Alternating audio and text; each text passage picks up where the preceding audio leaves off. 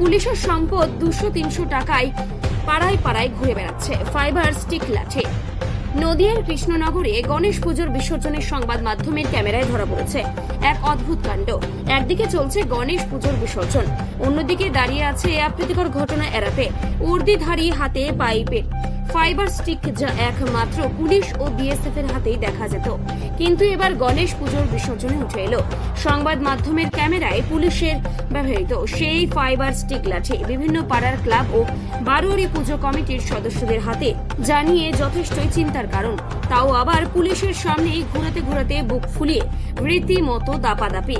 এই লাঠি বিক্রি হচ্ছে 200 থেকে 300 টাকায়, যার ফলে এক কথায় পুলিশের সম্পদ পাড়ায় পাড়ায় ঘুরে বেড়াচ্ছে। যদিও এই বিষয়ে অ্যাডিশনাল পুলিশ সুপার কৃষ্ণনগর জেলা পুলিশের পক্ষ থেকে জানানো হয়েছে এমন কোনো নিষেধাজ্ঞা নেই যে সাধারণ মানুষ এটা কিনতে পারবে না।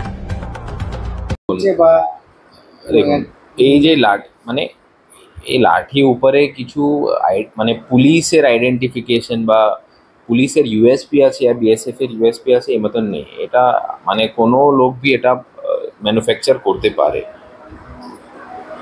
আমরা অ্যাকচুয়ালি এটা নট অ্যাজ আ লাঠি of a particular security force, আমরা এটা ওয়েপন অফ অফেন্স হিসাবে আমরা এই জিনিসকে ট্রিট করব।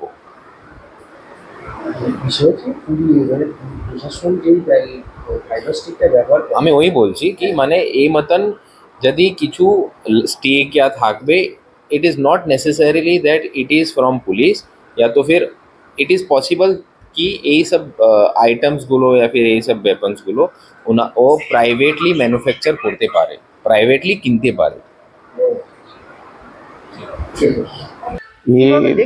এর আগে তো আমরা দেখিনি, এর আগে প্রশাসনের হাত ছাড়া আমরা দেখিনি।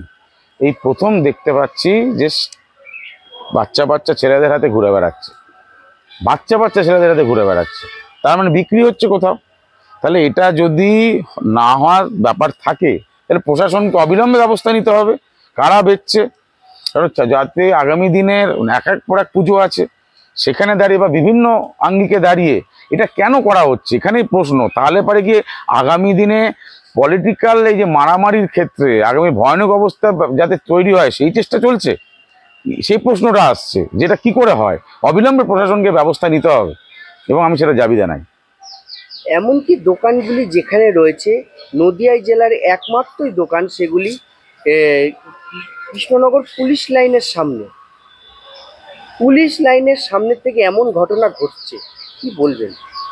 এটা অবিলম্বে তদন্ত করার প্রয়োজন আছে এবং অবিলম্বে তদন্ত করে এখানটায় দাঁড়িয়ে প্রশাসনকে বলতে হবে যে এই স্টিক অন্য কেউ ইউজ করতে পারবে, এর জন্য নোটিফিকেশন জারি করতে হবে।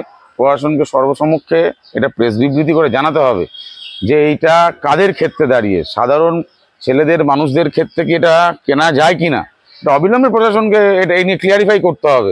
নাহলে পরে আগামী দিনে সারা কৃষ্ণনগর জুড়ে এই লাঠির ব্যবহার বাড়বে এবং বিভিন্ন রকম গন্ডগোল শুরু হবে। কোথাও কি মনে করছেন যে এই সাথে কোনো অসাধু ব্যক্তি বা কোনো রাজনৈতিক সংযোগ রয়েছে? রাজনৈতিক সংযোগ তো আছেই। এই সব নিয়ে বিরোধী দলদেরকে দমিয়ে রাখা, বিরোধী দলের উপর হামলা করা, সেইগুলোই হচ্ছে কালচারে ঢুকে পড়বে। তারপরে তো নানান প্রোগ্রাম হবে, সেখানে গন্ডগোল টাইপের হবে, সেখানে দাঁড়িয়ে এগুলো করার। আর একবার যদি এই ফাইবার স্টিকের শুরু হয়ে যায়, ছেলেদের হাতে চলে যায়, ছেলেদের যা একটা দুষ্কৃতি টাইপের যারা ছেলেরা আছে তারা এটাকে ইউটিলাইজ করবে এবং সেটা সমাজের ক্ষেত্রে এবং ল অ্যান্ড অর্ডারের ক্ষেত্রে খুব বাজে জিনিস। অবিলম্বে